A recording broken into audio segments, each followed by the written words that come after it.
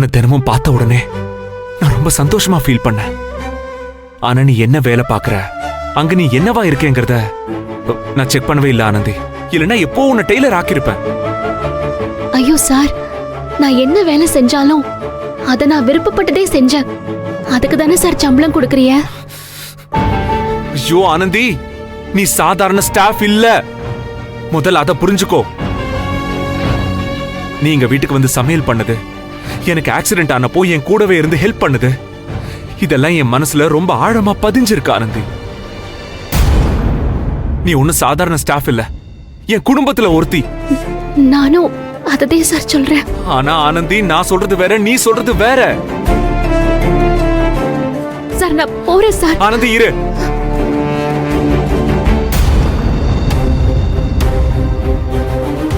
ஆனந்தி, இதுக்கு மேலயும் நான் சுத்தி வளைச்சு பேச விரும்பல.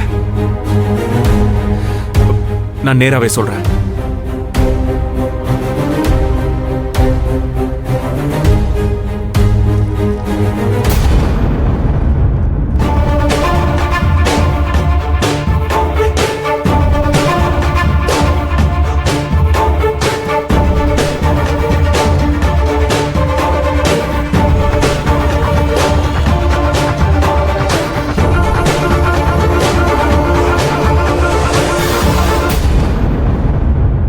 Anandhi, I love you.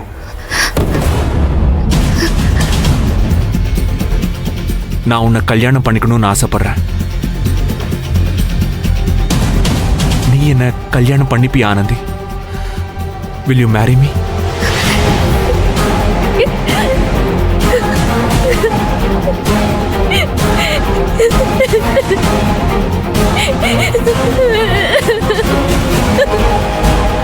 Anandhi, என்னாச்சு? ஏன் அழற? ஐயோ சார், புரிஞ்சுக்கோங்க.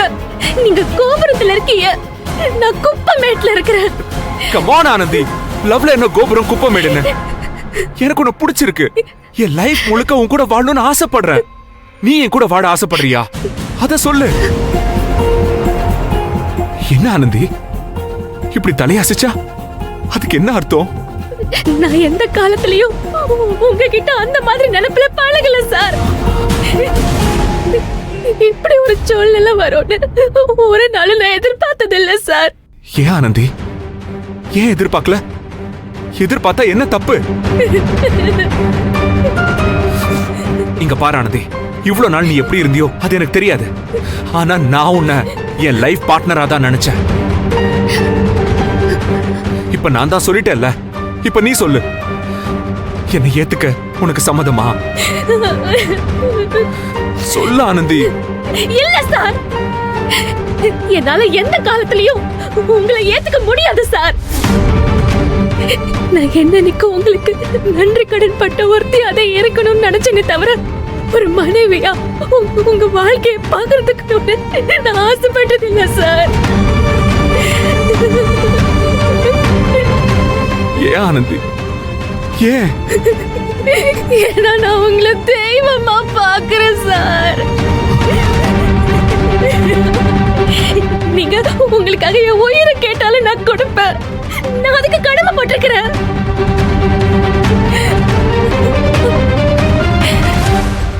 என்னை மன்னிச்சிருக்க சார். காதல மட்டும் கேட்டாதீங்க, அது என்னால முடியாது.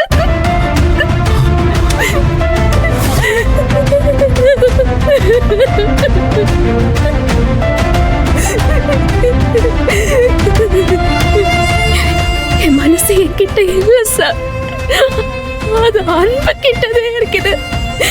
அன்பு நான் மனசார காதலிக்கிறேன் சார். என்னை மன்னிச்சிருங்க சார்.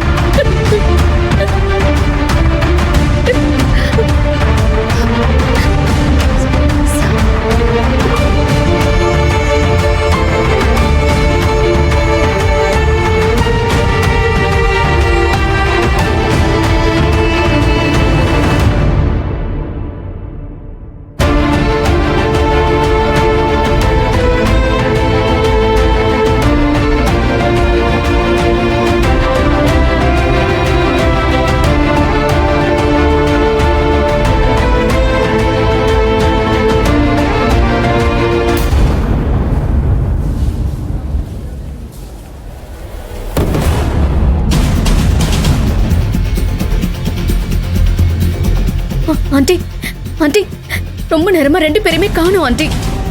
மகேஷ் ஆனந்தி கிட்ட லவ் சொல்லிட்டானா? மித்ரா சைலண்டா இரு சொல்லிட்டேன். எதுவும் பேசாத. நானே பயங்கர கடுப்புல இருக்கேன். பார்வதி, மகேஷ் எங்க தான் போனா? எல்லாரும் வெயிட் பண்ணிட்டு இருக்காங்க பாரு. தெரியலங்க, போன் சுவிட்ச் ஆஃப்னு வருது. இப்படி சொன்னா என்ன அர்த்தம்? என்ன கேட்டா எனக்கு என்ன தெரியும்? என்னடாச்சு? என்ன? இல்லடா மாப்ள நீ டென்ஷன் ஆகாத. ஆனந்தி பக்குவமா பேசுற ஆள் தான். கண்டிப்பா மகேஷ் சார் கிட்ட பொறுமையா எடுத்து சொல்லி புரிய வச்சிருவாடா. ஆமா அன்பு.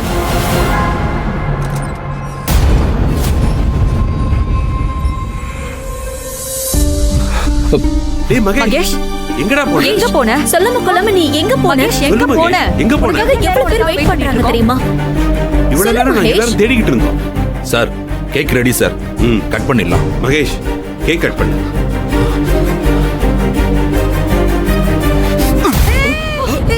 ஐயோ, மகேஷ்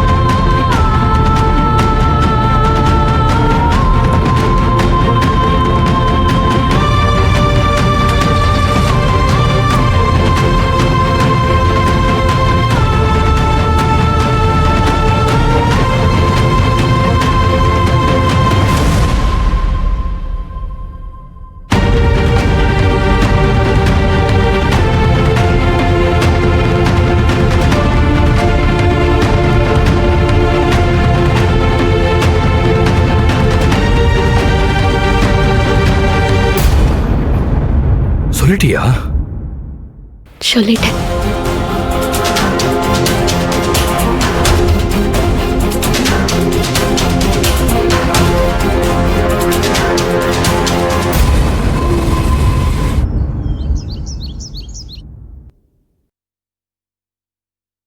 என்ன பார்வதி நடக்குதுங்க? மணி 5 ஆகுது. இன்னும் மகேஷ் எங்க இருக்கான்னு கண்டுபிடிக்க முடியல. மொபைல வேற சுவிட்ச் ஆஃப் பண்ணி வச்சிருக்கான். இந்த லவ் விஷயத்துல நீ தலையிடாத, நான் பாத்துக்கிறேன்னு சொன்னேன்ல. நான் எதுவும் பண்ணலங்க.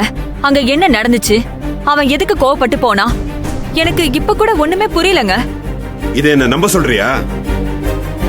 ஃபங்க்ஷன் ஆரம்பிச்சதுல இருந்து நீயும் மித்ராவும் ஏதோ பிளான் பண்ணி அவனை சும்மா இரிட்டேட் பண்ணிக்கிட்டே இருந்தீங்க.